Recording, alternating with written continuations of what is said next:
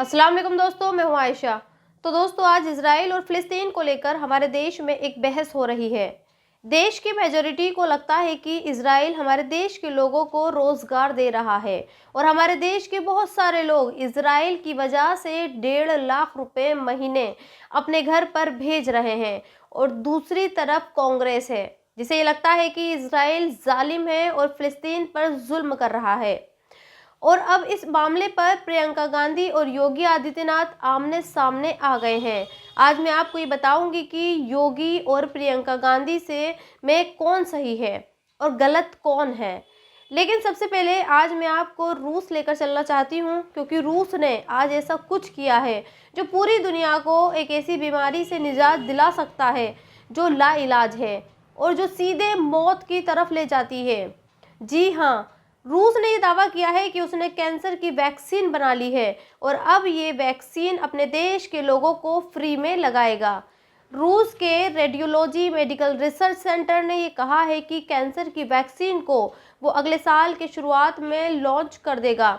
और इस वैक्सीन के प्री क्लिनिकल ट्रायल ये बताते हैं कि ये वैक्सीन शरीर में ट्यूमर का जो विकास होता है उसको दबा देगी, यानी उसे डेवलप होने से पहले ही ख़त्म कर देगी। सोचिए कितनी बड़ी बात है। अगर रूस ने कैंसर की ये वैक्सीन बना ली और इस वैक्सीन से कैंसर ठीक हो सकता है, तो फिर जानते हैं क्या होगा। आज मैं आपको कुछ आंकड़ों के जरिए बताती हूँ कि कैंसर की वैक्सीन का आना कितना ज़रूरी है। जानते हैं, 2022 की एक रिपोर्ट ये बताती है कि हमारे अपने देश में हर दिन कैंसर से 350 मौतें होती हैं और 10 कैंसर के मरीजों में से 7 मरीजों की मौत हो जाती है। 2021 में डब्ल्यूएचओ ने भी एक डेटा रिलीज किया था और दुनिया को ये बताया था कि कैंसर से हर साल 70 लाख लोग मरते हैं। सोचिए, कतर और स्विट्जरलैंड जैसे देशों की आबादी भी इतनी नहीं है जितना कि कैंसर से हर साल लोग मर जाते हैं। और आपको जानकर हैरानी होगी कि पिछले 3 साल में रूस, यूक्रेन और इजराइल फिलिस्तीन के बीच युद्ध चल रहा है।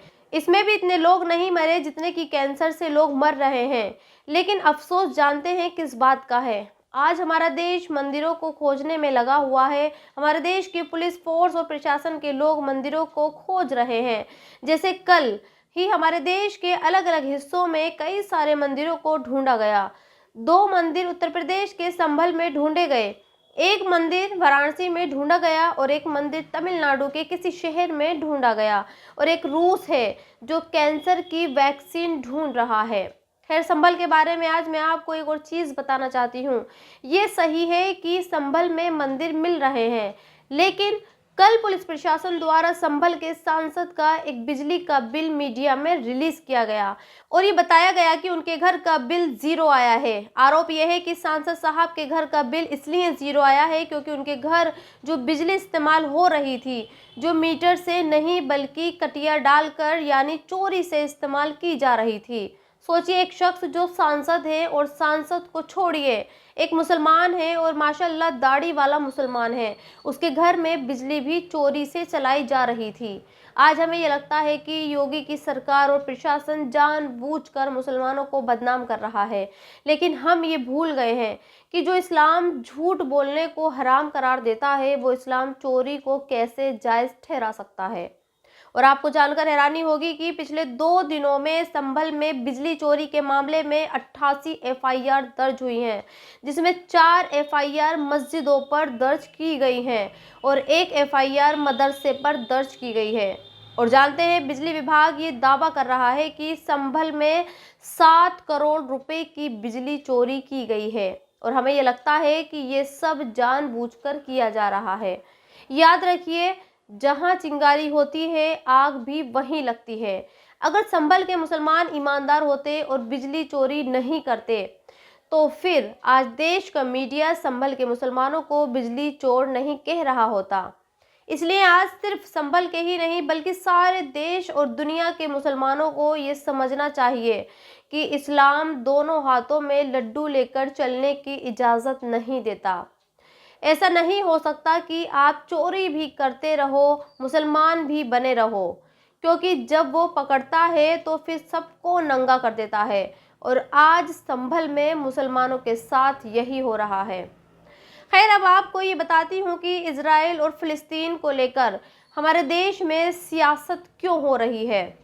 दरअसल उत्तर प्रदेश के सीएम योगी ने यूपी विधानसभा में ये कहा कि इजराइल की वजह से उत्तर प्रदेश के बहुत सारे लोगों को रोजगार मिल रहा है और वो लोग 1 से 1.5 लाख रुपए महीना अपने परिवार को भेज भी रहे हैं। इसके जवाब में कांग्रेस की सांसद प्रियंका गांधी ने एक पोस्ट किया और कुछ अखबारों की हेडलाइंस के जरिए योगी को ये बताया कि असल में योगी विधानसभा में झूठ बोल रहे हैं।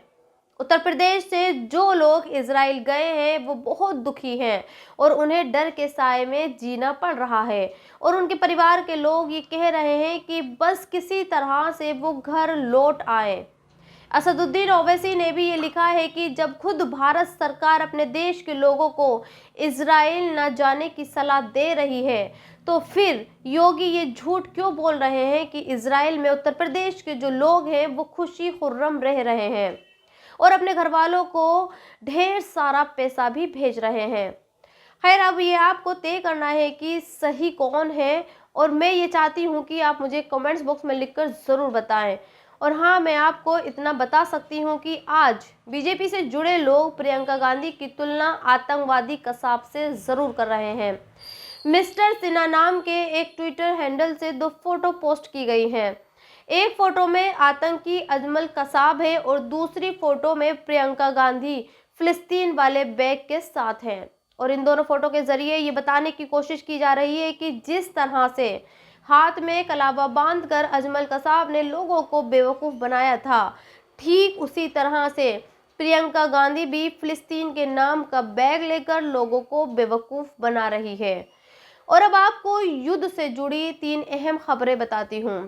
पहली खबर यह है कि अमेरिका में यूएस डेमोक्रेटिक पार्टी के 20 सांसदों ने जो बाइडेन से ये कहा है कि वो इजराइल को हथियार ना बेचें, क्योंकि इन सांसदों को ये लगता है कि इजराइल अमेरिका के बेचे हथियारों से ही फिलिस्तीन में नरसंहार कर रहा है।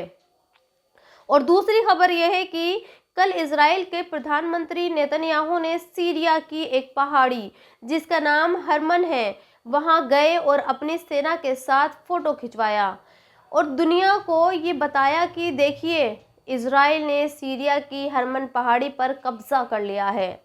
सोचिए, आज इजराइल के हौसले कितने बुलंद हो गए हैं कि वो दूसरे देश की ज़मीन पर कब्जा कर रहा है और शान से ये बता भी रहा है कि उसने कब्जा कर लिया है। और तीसरी बड़ी खबर यह है कि जिस सीरिया के एक हिस्से पर इजराइल ने कब्जा किया है, उसी सीरिया में कतर ने अपनी एम्बेसी दोबारा से खोल ली है। उसी सीरिया को इटली ने मंजूरी दे दी है और इटली की प्रधानमंत्री ये कह रही हैं कि वो सीरिया की नई सरकार करने के लिए तैयार हैं। और अब इस वीडियो के आखिर में मैं आपको स्विट्जरलैंड से आ रही एक खबर बताती हूँ। स्विट्जरलैंड ने बुर्के पर बैन लगा दिया है और ये कहा है कि अगर कोई भी औरत पब्लिक प्लेसेस में बुर्का पहनकर अपने चेहरे को ढकेगी तो फिर उस पर 1000 स्विस रुपयों का बैन लगेगा। 2022 की जनगणना ये बताती है कि स्विट्जरलैंड में मुसलमानों की आबादी करीब 5.5% है। खैर, मुझे खुशी इस बात की है कि स्विट्जरलैंड जैसे खूबसूरत देश में भी मस्जिदों से अजान की सदाएं गूंजती हैं। तो दोस्तों, इस वीडियो में इतना ही। आप भी अपनी राय कमेंट्स बॉक्स में लिखकर मुझे ज़रूर बताएं और अब तक आपने मेरे चैनल को सब्सक्राइब नहीं किया है तो प्लीज़ सब्सक्राइब ज़रूर कर दें। शुक्रिया।